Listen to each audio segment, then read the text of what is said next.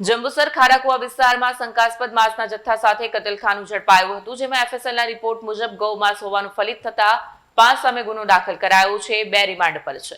જંબુસર શહેરમાં ખારકુવા મસ્જિદ પાસે 5 હાટડી વિસ્તારમાં ચાલતા ગેરકાયદેસર કતલખાના પર પોલીસ વહેલી સવારે દરોડો પાડ્યો। આ કાર્યવાહીમાં પોલીસે 135 કિલો શંકાસ્પદ માંસ અને ફ્રીજ સહિત કુલ 33,015નો મુદ્દામાલ જપ્ત કર્યો હતો। બાતમીના આધારે જંબુસર પોલીસે મોહમ્મદ જાવેદ ઉર્ફે જાવેદ કુરેશીના ઘરે દરોડો પાડ્યો હતો। સ્થળ પરથી 135 કિલો શંકાસ્પદ માંસ, પશુના ચામડા, શીંગડા, ઇલેક્ટ્રિક કાંટો, છરા, કુહાડી અને પશુ કાપવાના અન્ય સાધનો મળી આવ્યું હતું।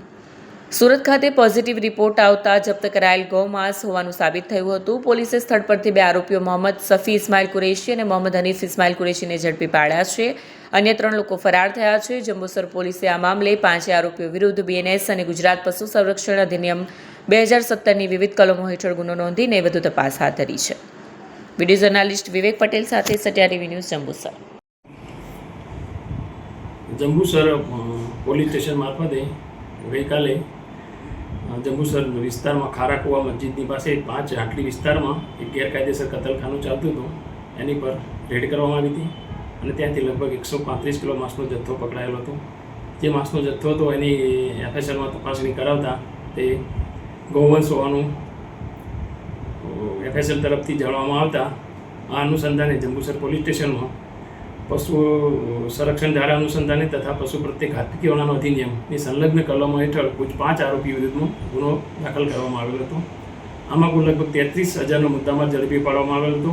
એમાં જે માંસ રાખવા માટેનું જે ડીપ ફ્રીજ હતું એ તથા બીજા સાધનો જે વપરાયેલા તે તમામ મુદ્દામાલ રિકવર કરવામાં આવેલ છે।